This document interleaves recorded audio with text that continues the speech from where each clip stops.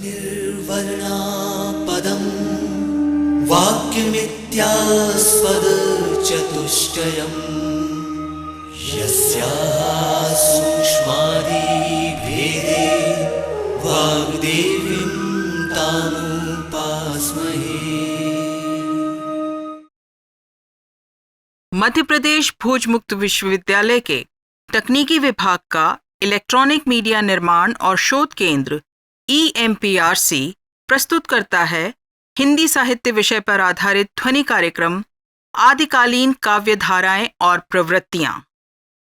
यह कार्यक्रम BA प्रथम वर्ष के विद्यार्थियों के लिए हिंदी साहित्य विषय के प्रथम प्रश्न पत्र हिंदी काव्य की पहली इकाई पर आधारित है। कार्यक्रम की विषय विशेषज्ञ हैं डॉक्टर रचना तेलंग। आप हिंदी साहित्य विषय की प्राध्यापक हैं। तो साथियों, आइए सुनते हैं ध्वनि कार्यक्रम आदिकालीन काव्य धाराएं और प्रवृत्तियां। अभी प्रस्तुत है इस कार्यक्रम का पहला भाग।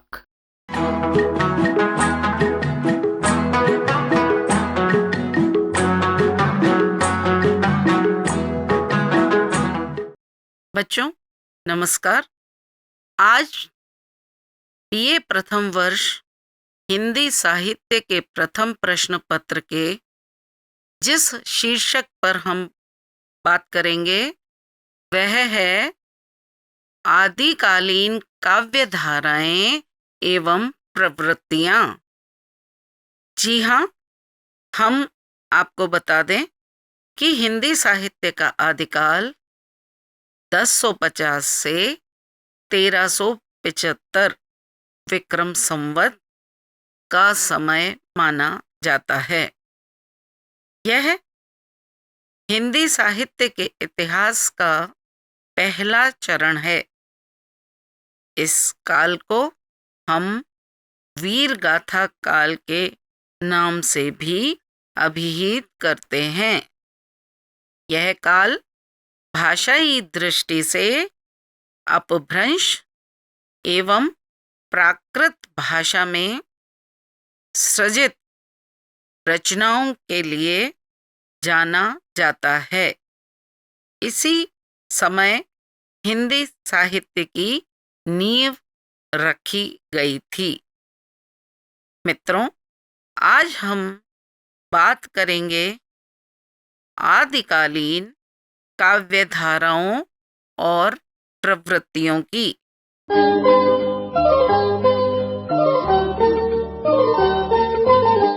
आदिकाल में मुख्यतः जो धाराएं हमें दिखाई देती हैं वे इस प्रकार हैं।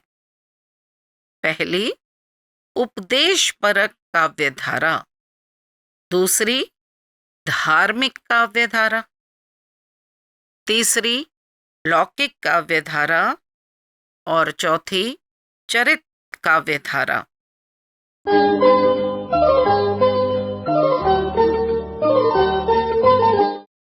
सबसे पहले हम बात करेंगे उपदेशपरक काव्य धारा की। हम नाथ, सिद्ध, जैन और बौद्धों के काव्य के बारे में बतलाएंगे, जो काव्य उपदेशपरक काव्य धारा के अंतर्गत आता है। इस काव्य धारा में उपदेशों की प्रधानता योग साधना से संबद्ध जटिल एवं नीरस काव्य की प्रबलता दिखलाई देती है। दूसरी काव्य धारा है धार्मिक काव्य धारा। इस साहित्य में हमें धार्मिक मान्यताओं के प्रचार प्रसार की प्रवृत्ति ही दृष्टिगत होती है। आदिकाल में धार्मिक मान्यताओं को अत्यंत सरस रूप में प्रस्तुत किया गया है। हरिवंश पुराण, भवसियत कहा, पौम चरित तथा परात्मा प्रकाश जैसी रचनाओं को हम इस काल की प्रतिनिधि रचनाएं कह सकते हैं। साथियों, तीसरी लौकिक काव्यधारा है।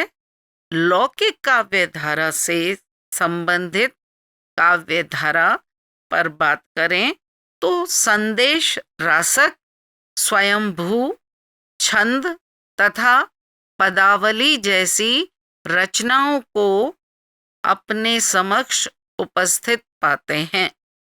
लौकिक काव्यधारा में लोक में प्रचलित कथाओं को पृष्ठभूमि में रखा जाता है।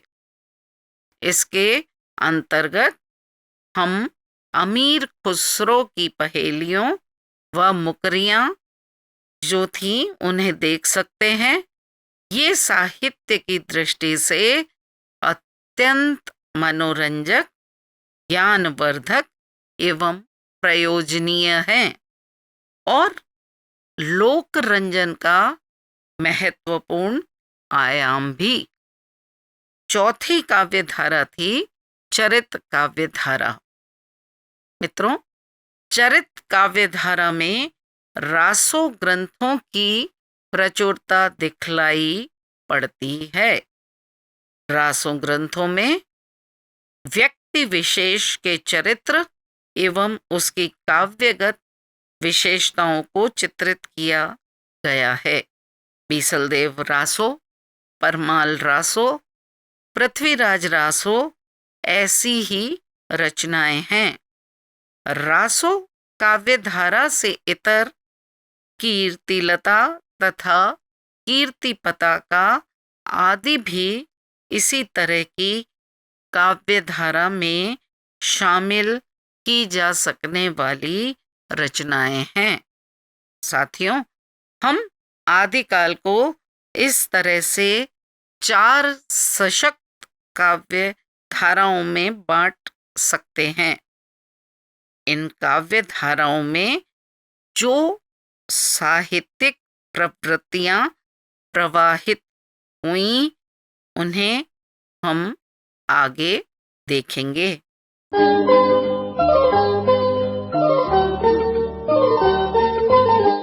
आदिकाल की समय सीमा 10वीं से 14वीं शती तक मानी जाती है। यह वह समय था जब साहित्यिक परंपराओं का निर्माण हुआ। इस समय में संस्कृत, प्राकृत एवं अपभ्रंश में तो साहित्य रचा ही जा रहा था, अपभ्रंश से स्वतंत्र होते हुए हिंदी भी अपना रूप ग्रहण कर रही थी। अतः साहित्य में 2 रूप उपलब्ध थे। एक वे जिन रचनाओं पर अपभ्रंश का प्रभाव था और दूसरी वे जो अपभ्रंश के प्रभाव से मुक्त हिंदी में लिखी गईं।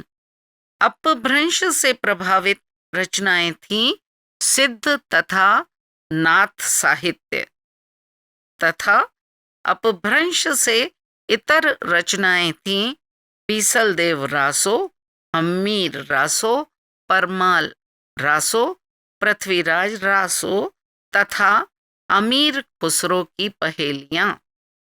हिंदी साहित्य का आदिकाल वह पृष्ठभूमि है जिस पर आगे का साहित्य सृजित हुआ। हिंदी का आदिकालीन रूप तो यहाँ मिलता ही है।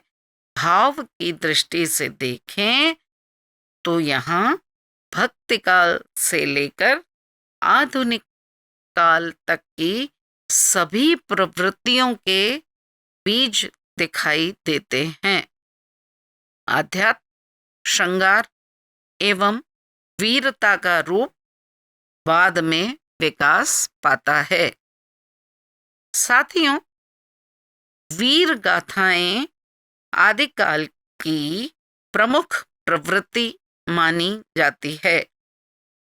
शुक्ल जी ने आदिकाल में अन्य साहित्यिक प्रवृत्तियों के बारे में वर्णन करते हुए लिखा है, आदिकाल की इस दीर्घ परंपरा संवत 1050 से 1375 तक 150 वर्षों के भीतर तो रचना की किसी विशेष प्रवृत्ति का निश्चय ही नहीं होता। धर्म, नीति, श्रृंगार, वीर, सब प्रकार की रचनाएं दोहों में मिलती हैं। आदिकाल कई दृष्टियों से भाषा और साहित्य का संक्रांति काल दिखलाई देता है। आचार्य हजारी प्रसाद द्विवेदी लिखते हैं कि 10वीं से 14वीं शताब्दी तक के समय में लोक भाषा में लिखित जो साहित्य उपलब्ध हुआ है उसमें परिनिष्ठित अपभ्रंश से कुछ आगे बढ़ी हुई भाषा का रूप दिखाई देता है। 10वीं शताब्दी की भाषा के गद्य में तत्सम शब्दों का व्यवहार बढ़ने लगा था, परंतु पद्य की भाषा में तद्भव शब्दों का ही एक छत्र राज्य था। 14वीं शताब्दी के साहित्य में इसी प्रवृत्ति की प्रधानता मिलती है। उन्होंने हिंदी साहित्य उद्भव और विकास पुस्तक में इसी समय से हिंदी भाषा का आदिकाल माना है। आदिकालीन साहित्य में अनेक परंपराएं दिखाई देती हैं, जिनका आधार संस्कृत एवं अपभ्रंश में तो है ही, उनकी शक्ति हिंदी की ही देन है। अतः आदिकालीन हिंदी साहित्य की काव्य धाराओं और प्रवृत्तियों का अध्ययन करने की दृष्टि से इसे हम कुछ वर्गों में विभाजित कर सकते हैं। सिद्ध साहित्य, जैन, नाथ, रासो तथा संत साहित्य एवं लौकिक साहित्य की गद्य रचनाएं। सबसे पहले हम लेंगे सिद्ध साहित्य को।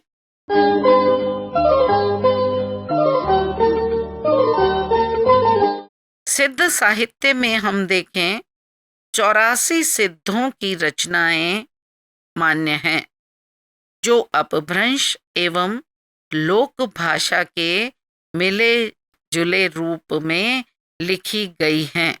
बौद्ध धर्म की वज्रयान शाखा से सिद्धों का संबंध था।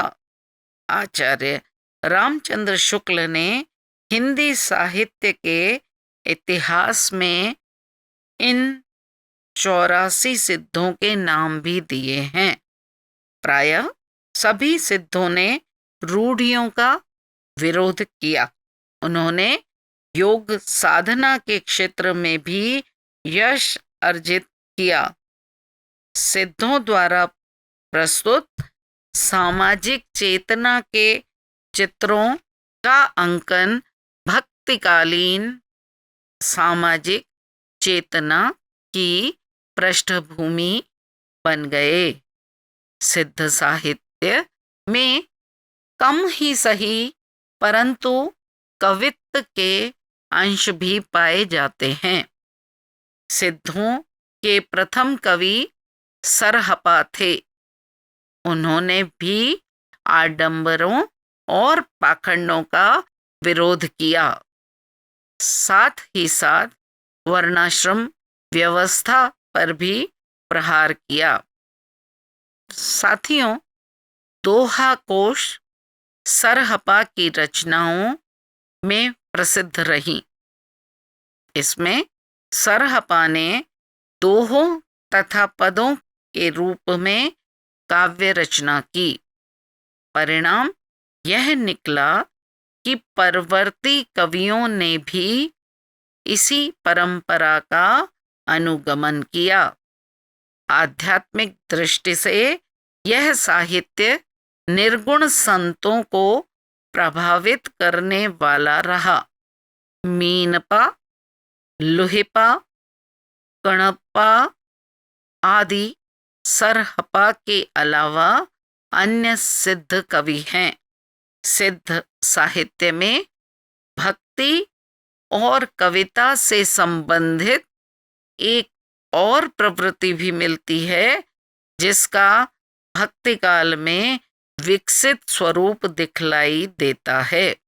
सरहपा को सहज ज्ञान का प्रवर्तक भी माना जाता है, क्योंकि सरहपा ने सहज जीवन पर बल दिया है।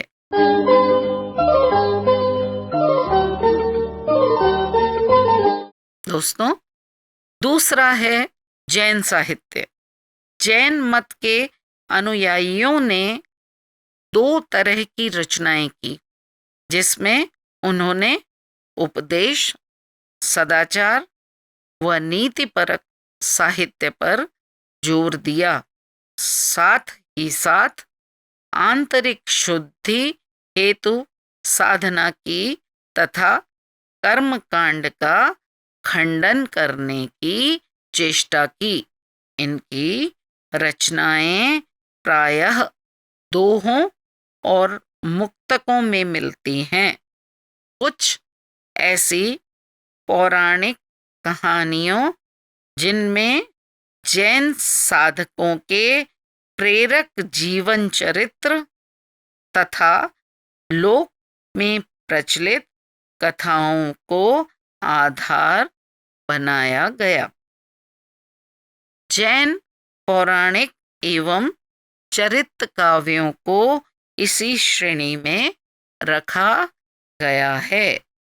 मित्रों, जैन मुनियों ने लोक भाषा में ही अपनी अनुभूत शिक्षा को जनमानस तक पहुंचाने का माध्यम बनाया। अनेक पर्वों तथा उत्सवों को मनाने के लिए रास और फाग गाए जाने की परंपरा भी निभाई और इस तरह इन्हें साहित्यिक रूप में ढाला और जैन मत का प्रचार किया। रासक कहें या रासोकाव्य परंपरा का प्रारंभ भी जैन कवियों द्वारा किया गया। इन्होंने अनेक रासक, जो प्रबंध काव्यों के रूप में थे, ग्रंथों की रचना की।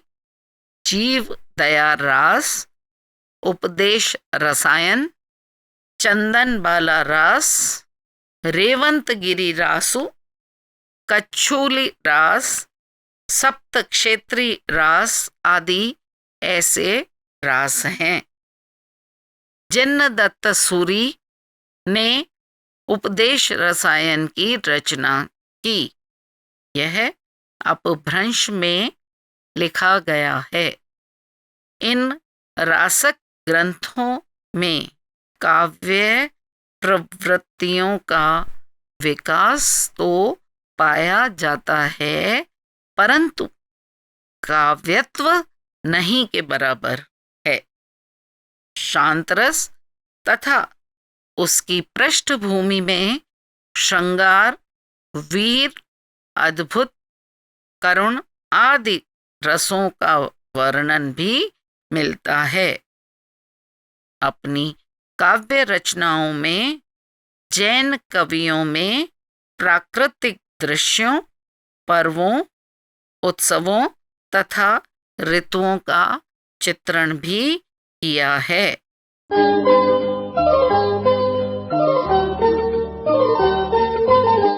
अब हम बात करेंगे नाथ साहित्य के बारे में। डॉक्टर रामकुमार वर्मा लिखते हैं कि नाथ पंथ से ही भक्तिकालीन संत मत का विकास हुआ था। नाथ पंथ के प्रवर्तक मत्स्येंद्र नाथ के शिष्य गोरखनाथ माने गए हैं। गोरखनाथ हठ योग के उपदेशक थे। उन्होंने पवित्रता मतलब शारीरिक और मानसिक शुचिता की बात की तथा ब्रह्मचर्य का पालन करने की शिक्षा दी। वाणी के संयम की बात की, निरामिष आहार त्यागने, मद्य मांस इत्यादि को त्याग करने की बात कही। गोरखनाथ भी वर्णाश्रम व्यवस्था तथा कर्मकांड के प्रबल विरोधी थे।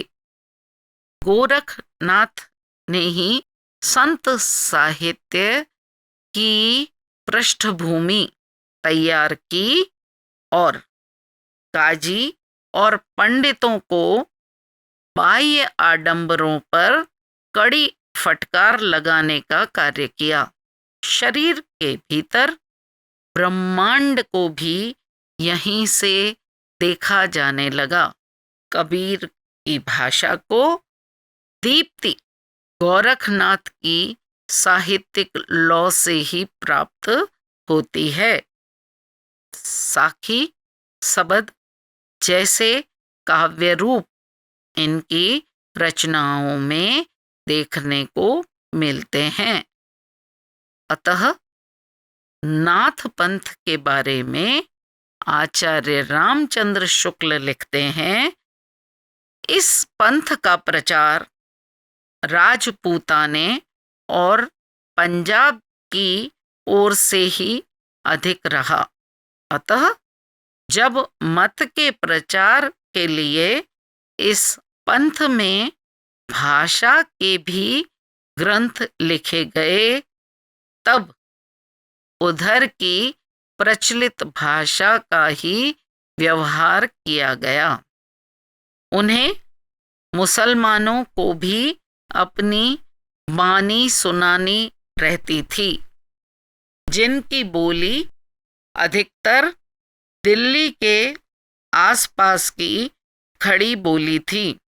इस प्रकार नाथ पंथ के इन जोगियों ने परंपरागत साहित्य की भाषा या काव्य भाषा से, जिसका ढांचा नागर, अपभ्रंश या ब्रज का था, अलग एक सद्दुक्कड़ी भाषा का सहारा लिया, जिसका ढांचा कुछ खड़ी बोली लिए राजस्थानी था।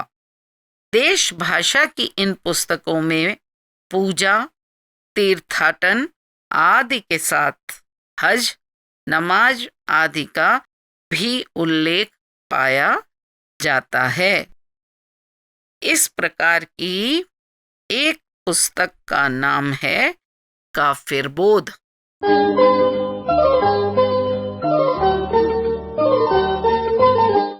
मित्रों, अब हम बात करेंगे संत काव्य प्रवृत्ति की। इनके अंतर्गत चक्रधर गानेश्वर, नामदेव के हिंदी पद मिलते हैं। इन आदिकालीन संत कवियों ने सिद्धों तथा नाथों की शैली का अनुसरण कर पदों की रचना की। आत्मानुभूति को उन्होंने अपने काव्य में स्थान दिया। तत्कालीन प्रचलित पद्धतियों को अपनाने की उपेक्षा की। उन्होंने अपने काव्य में राग रागिनियों का तो प्रयोग किया ही, मुक्तक गीत शैली को भी स्थान दिया। अपने साहित्य में वे धार्मिक भी थे तथा उन्होंने लोक रंजक साहित्य भी लिखा। धन्यवाद।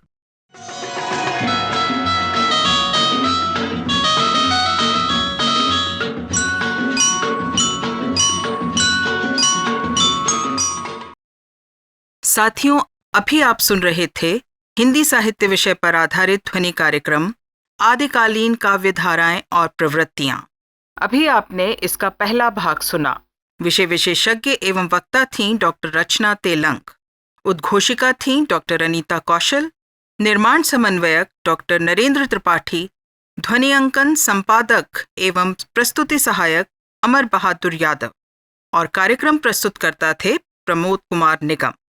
ये कार्यक्रम मध्य प्रदेश भोज मुक्त विश्वविद्यालय के तकनीकी विभाग के इलेक्ट्रॉनिक मीडिया निर्माण और शोध केंद्र EMPRC द्वारा निर्मित किया गया।